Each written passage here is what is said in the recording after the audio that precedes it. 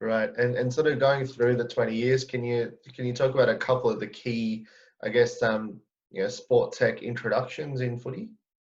Yeah, I think, well, my first year at Melbourne Footy Club, which is where I switched to in 2008, um, that was probably the biggest milestone where the league had started to become quite a bit more professional in what they were trying to achieve.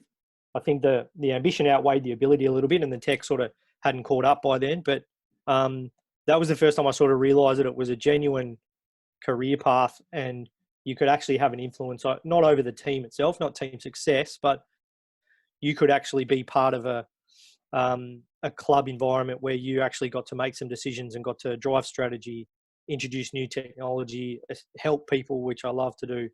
And because there was generally a technological vacuum in most footy clubs where a lot of them struggled to turn their computers on, I was able to sort of be there and be that sort of authority, and it just sort of grew from there. So, things like, I'm just trying to think back.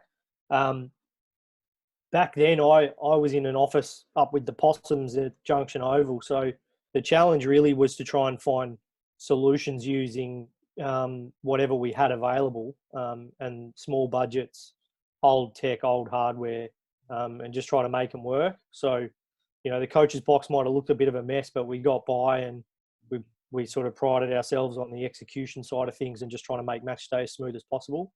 Right. And then it really grew from there. So we went from 2002, it was VHS videotapes, and then only started to get sort of digital video a little bit later on, and then moved towards what we have now, which is sort of 4K, or 2 angles of 4K behind the goals cameras, 2 angles of broadcast vision, all of them pumped into the coach's box. We're probably one of the only leagues in the world to do that. I know the union guys do a bit of that as well, but that's how far it's come. Right. The biggest signpost along the way was probably there was a shift in philosophy of the AFL where they moved from the club sort of sorting out their own adventures, sort of all 18 teams just sort of figuring it out themselves, to a bit more of a centralised model. So that was really the turning point where our jobs got easier, even though they were getting more complex at the same time, if you know what I mean. Right. Around what year would The that have been? real big, I would think, probably around 2011 and 12 was when we Right. saw a real shift. There was a couple of guys that ended up at AFL House that had the club's sort of best interests at heart. We'd been crying out for someone who was going into bat for the technology on behalf of the clubs at the AFL level, and that finally happened, which was good.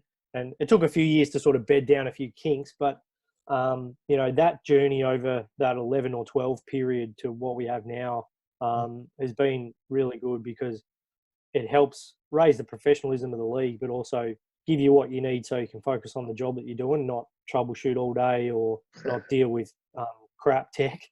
So it's a big feather in the cap that they were able to do that, and it made the job a lot more enjoyable, knowing that you're working in the most elite sport in the country, but you're sort of backed to have the facilities and the resources to be able to exploit it, which was great. Right. And the clubs definitely exploit it, that's for sure. Hope you enjoyed this episode. If you'd like to check out more of our content, go to sporttechdaily.com or follow us on social media across Twitter, LinkedIn, Facebook, or Instagram.